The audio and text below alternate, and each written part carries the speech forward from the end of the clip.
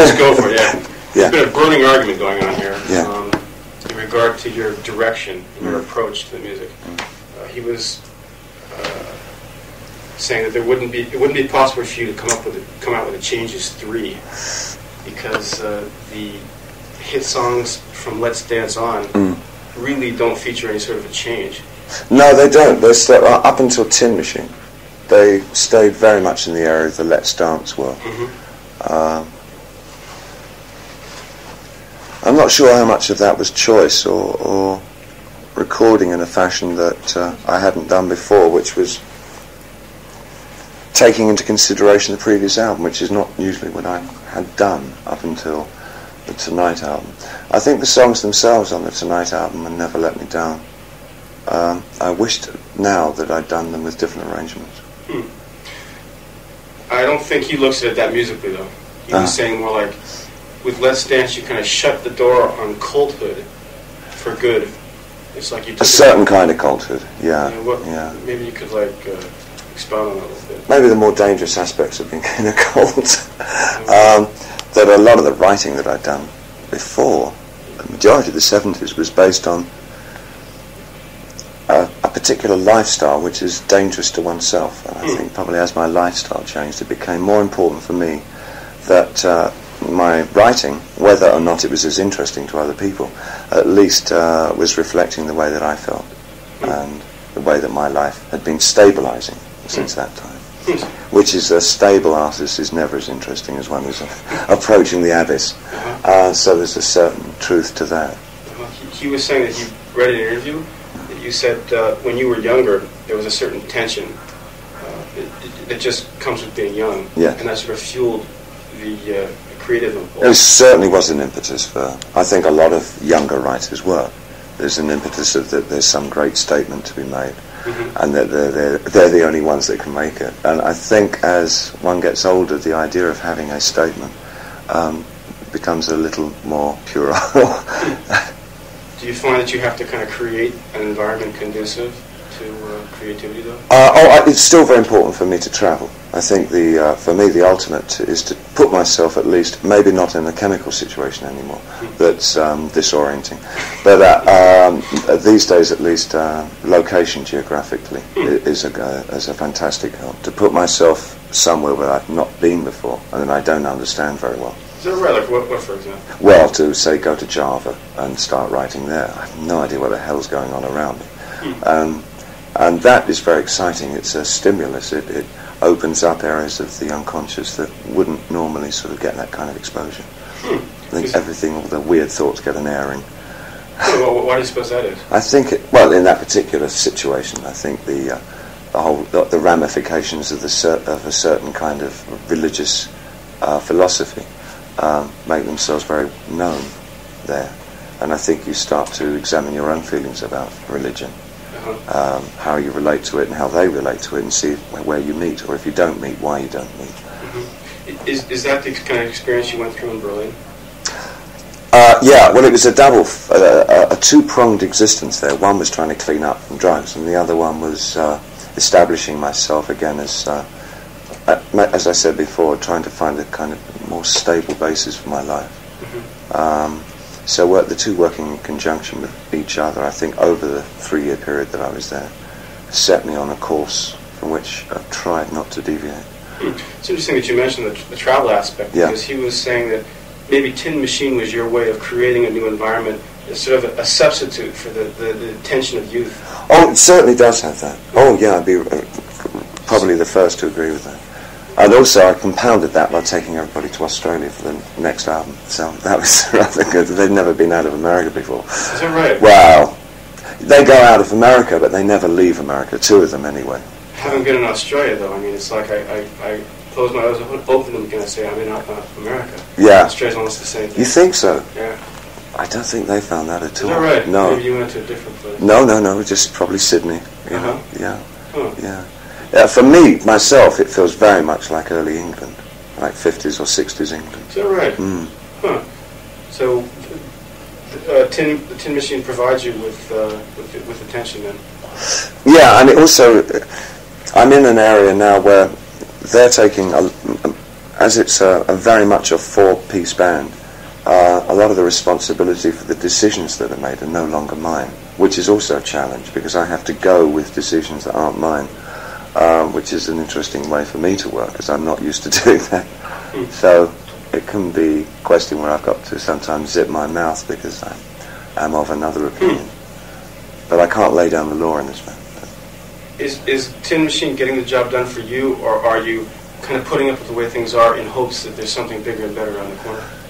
No, I'm actually just completely happy with the process of being in the band. That's the ultimate for me. Is the excitement of the process is what it's about. And I think that's the aim of the band, is the actual work that we're doing at hand today, and the recording of it, and then the playing live. And I think once that starts to dissipate, we all are of the same opinion that that's when the band should probably break up. We don't expect a band to keep going for 15 albums. I can't believe that bands like the Stones can stay together for that long. That's quite incredible. But there again, they have a much stronger, cohesive foundation. It really is a blues roots. There's one particular order of the day for them, and they kind of follow that line. Whereas I think Machine are more content to play around with music. It reminds me of one other important point he was making here in the questions, and that's your identity as an artist. In fact, he does mention the Stones here, and everybody knows who they are, and nobody really wants them to change. Whereas in your case, you've always given us a little taste of this, a taste of that. Yeah. Obviously, you leave your signature on it. It's Yeah. very identifiable. How about your identity? Do you find it a burden to always have to come up with something new? No, because it wasn't a question of trying to come up with something new. It was a question of I was interested in new things all the time. And that's very much how I am. As I said earlier in this press thing, my attention span really isn't very long. And once I've toyed with an idea, I'm not much of a craftsman in seeing an idea through to its logical conclusion. So once I've played around with some concept, I thought, that's interesting, and you sort of do something around it. Think, I wonder what if you did that with that, and then that's more interesting to me. So. Yeah, having met Iggy Pop, that's the way he describes you. He feels like you're kind of picking his brain every minute. A little more of that. Say that again. Yeah, so I guess you are pretty good at getting the best out of those around you, also. I like working with other people a lot. I mean, it was always, I think, one of the nicest things for me, one of the most pleasant exercises was to produce Iggy, the 4 or 5 albums that I've done with him over the years. I like working with another artist and possibly showing them areas of themselves that they hadn't really paid much attention to. I mean, it really, I guess it was with Jim that we really, he was never convinced that he could sing, and I always thought that he had a fantastic voice, and making him sing in a more, I guess, traditional manner, I think probably was something that he found beneficial to himself. One of the more boggling things we have to put up with in making this magazine is catering to teenage Japanese girls. We're probably the most fickle music fans. I think the chart music over here is absolutely hideous. Well, the chart music here. Absolutely awful. Yeah. I mean, it's never been such a low thing kind of thing. Oh, yeah. Well, you and your half of it. Oh, I know. The thing is, one thing they have in common, and, we've done these kind of polls 10 years ago, it's the same thing. They all like you, though. Teenage girls. Well, of course, I admire them. I adore the chart music over here. We'll put that part. Have you found that to be the case elsewhere? It's of consequence to me that I have quite a large strata of age groups that come to my concerts. I think that's really very nice. And I certainly don't make a thing of trying to attract young girl audiences, or it's a very pleasant thing. I don't quite understand that, no. I really don't quite understand that at all. But you haven't noticed that you get more from here than elsewhere? Well, I haven't played it since '83. I don't know. We'll see. You'll see. Okay. あと一問聞きたいんだけど、スティングがね、ブルーストリーどういうだから Sting was commenting that in order to compete with the Springsteens and the Michael Jacksons in today's music scene, he has to train, do physical training. Oh yeah. How about yourself? No, I don't touch it. It doesn't agree with me. I think the show's enough. I smoke like a chimney. Do you listen to the radio much? Never. Never. I can't bear it. You can't find any station. Well, maybe say the odd places, like in maybe Boston, you can get some good stations and some good music. But generally, the level, the standard of music that's on radio is absolutely abysmal. I mean, I'm amazed that a band like the Pixies can get any kind of showing at all. I mean, it's dreadful, the state of the music business in America, and quite definitely is business with a big B now. I mean, it's a real career opportunity. Is that the nature of the business, or have you changed in terms of your taste? It is the nature of the business. It's never been marketed in quite the way it's marketed these days. The whole scam of it feels like what happened to the art world maybe 10, 15 years ago, where it suddenly thought, this is about money. It was never really identified with being about money in such naked terms. Such naked terms. My words exactly. But they will be. They will be. Okay, we're getting the 2-minute signal here for the photo. Yeah. So, okay, we'll get ready here. Where do you want to take the pictures? Here is fine. Okay. Anymore. I'll pretty much do it. By the way, the next Tin Machine album is finished, I'd like to point out. It comes out in January next year. Okay, yeah. So that's, for me, that's the most exciting thing for my year. That gets printed in our news column. We good, all right. No, you should really know. You mind if we ask a couple questions while you're taking? Not at all, no. Okay. Please, go ahead. Can I take a picture one? Yeah. Okay. Yeah. Joe, We'll just, tell us about your approach to the new solo project, though. Well, my solo project will happen with, there's a guy that's working with me at the moment on this tour called Erdal Kızılkay, who's a Turkish musician that I've been with for about 5 years now. We've done quite a lot of work together, actually. And we have ideas on something approaching, I guess, almost the size of Duke Ellington scale. But it doesn't sound anything like jazz. It's improvisational things that we've been working on and building up the arrangements from the improvisation. It's very exciting. It's very different. It's like everything with music. It's almost impossible. When you hear it, you'll get it or not get it. Is he your new Iggy Pop, or is he? Oh no. My new Iggy Pop. Meaning, is he someone you can really tap into? No, it's very different relationship with Erdal. He's just a damn good musician. How do you spell his name? Erdal, which part? Kızılkay? The whole thing, yeah. Erdal is E-R-D-A-L, and then Kızılkay is K-I-Z-O. Hell, you're doing this now. Kızılkay. K-I-Z-I-L-K-A-Y. I knew that.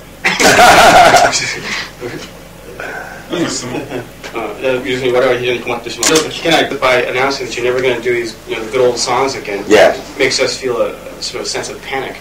Well, what do we have to live for? What do we have to look forward to? That's right. You haven't thought about that. Oh, the panic is part and parcel of it. Again, it's putting myself in one of those situations that produces a certain kind of panic and tension that hopefully will be stimulating for me as a writer, because I will either stand or fall on the writing that I do over the next 10 years, or however long I can still write. There's been no backlash. I expect there will be, because the first thing backlash will be when I go and present my new material and I get, I don't know, how many people will want to come to see me again, knowing there will not be any Gene Genies or whatever, Space Oddities. So you are willing to take a step back into semi-culture then? Oh, it has to happen for me if I want to. There's nothing less fulfilling than singing songs that you're bored with. And I don't want to be at the moment I'm not bored with them, partially because I know it's the last time I'm going to be singing them. So there's certain kind of motivation happens every night that I can sing them with some gusto. But if I thought that I would have to tour these things for the rest of my career, then there would be like, God, how many more times? I worked out that I performed Rebel 1,000 times. Right, that's right. What gave you a threshold to spare your all the songs? I think the reason that I had to do this is that I didn't want to find that in a few years' time I'm still going out and doing tours with the same old songs. I thought it was time to stop and start with new songs. Now it's the 90s. 恐れ入りますが、時間の都合もありますので、はい、お一方一つの質問に限らせていただきたいと思います。私ももちろんなんですが、お分かりにならなかった方もいらっしゃると思いますので、橋本さん。Well, as you might know well, this year the Berlin walls have been turned down. That quite historical fact has been influenced to your song somehow, and also the sort of relation with Russia, the new sort of political situation has been changed. Those two things have been. I don't quite understand. Yes, sorry. The Berlin walls have been turned down. The historical fact, yes, and also the political search of Russia change. Those two historical facts has been very much influential to your songs. Well, it's certainly invalidated singing Heroes again. It's kind of strange now for me. I performed just a few weeks ago Heroes in Berlin, and it undertook a completely different transformation now that the wall is down. I'm led to believe there's some people who are forming a party to get the wall put back up again. I'm not sure if there's much credence behind it.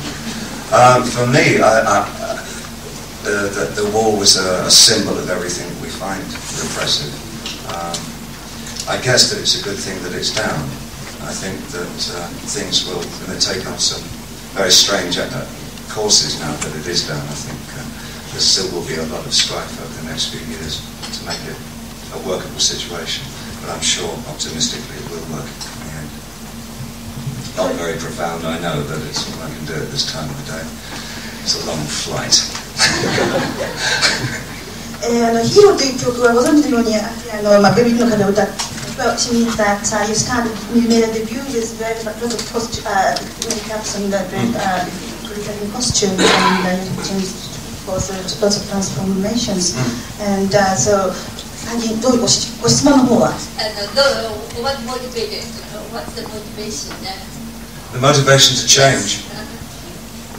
Very short attention span on my part. I get bored with ideas very quickly, and when I feel that really impressed by acting in the movie Christmas Mr. Lawrence, and I really think you're really talented. That's very nice of you. And I'm planning to keep talking. I'm planning to any film directors here? Listen to this very sensible woman. ご質問のどうしてそういうふうに動機と This is a very innocent question after all these difficult questions, but you've been a big star for a long time, and how do you keep them? And then the point is how to maintain your stardom, and I want to know whose shirt you wear. Whose what? Shirt. Whose shirt I wear? Just like the Smiths on tape. Suit is a very old Yves Saint Laurent. The shirt is, I think, Paul Smith. That's it again. Versace shoes. What else? Reply to the first half of your question. I don't really think it's about maintaining stardom. The only benefit that I've ever found with having any kind of fame or infamy in my case is that it gets you a good seat in a restaurant. But I think the idea is to really maintain the quality of work. And if the quality of work is high, one hopes that there will always be an audience there to be bothered or be interested in.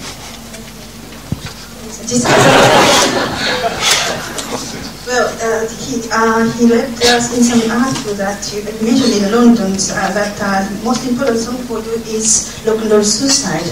But however, he found that you didn't sing a song in London Arena in June concert. In the second day, you didn't sing the Alabama No, you didn't sing the John, I'm Only Dancing. None of them you didn't sing. And but he was very disappointed that you ended the last song, the Alabama song. I'm sorry, Modern Love. And he thinks that it's disappointing because he doesn't believe in modern love at all. I think I would cautiously align myself with that gentleman's opinion on the last subject. I'm just going to have a quick look here. ちょっとソングリストを見てみたいと思います。So, do you want me to do Alabama Moon in Tokyo? What were the other two? John Dancing and... How about Rock and Roll Suicide? Rock and roll suit. Look, it's in pink here. That means I've got the songs that are really wanted in Japan, and I'm doing them all. And Rock and Roll Suicide is in there. So Starman. Thank you personally for giving me such wonderful motivation to learn English. That's very kind of you. I learned English from your records. Anyway, it's true. Anyway, I've got a question. Recently, many artists are showing sort of like their greatest interest or concern about the global issues like environment or science or ecological things. And I would like to know your attitude towards that kind of issues. I'm slow and plodding when it comes to those kinds of issues. I don't see myself as any kind of indicator to what's happening. I certainly take in what is happening, and I think that it's very responsible that it is being handled by certain artists who are very good at that kind of thing. And I think that it's good that it does have some leaders within the pop or rock community. I don't see myself as one because I don't think I'm awfully good at doing that kind of thing. But I certainly agree with many of the issues that are being put forth by those people. Translate what the gentleman's just said. We do this time with your presence, and it seemed like a time for you to play the beautiful song for the audience. Oh, I didn't notice. Okay. Catching me on the hop, the first song that we start our show with is probably the best thing to do here.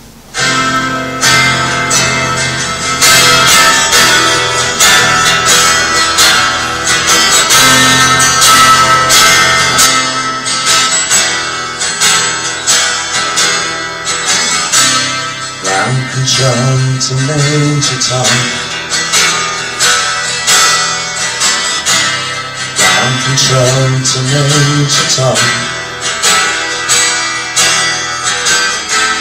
Take the protein pills and put your helmet on.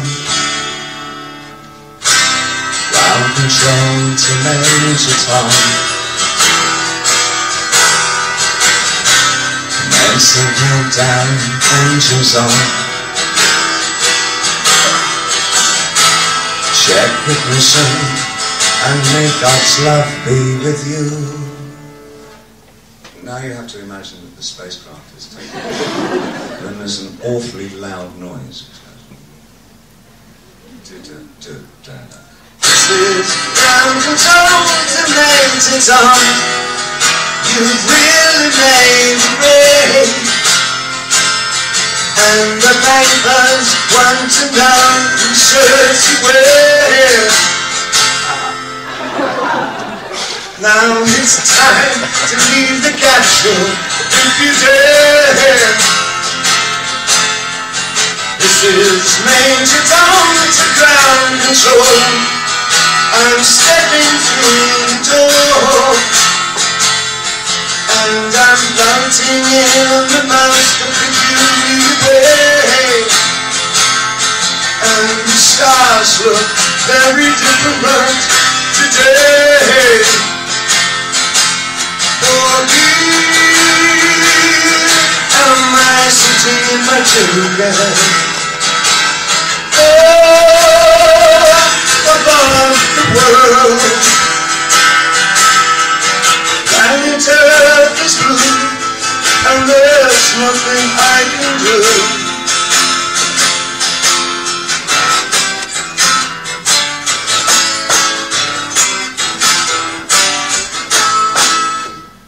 And I'll finish it off on Tuesday and Wednesday. Thank you.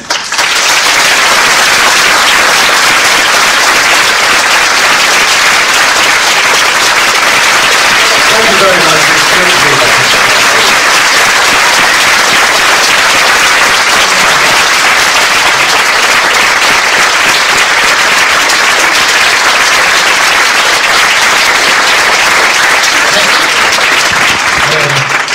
ということ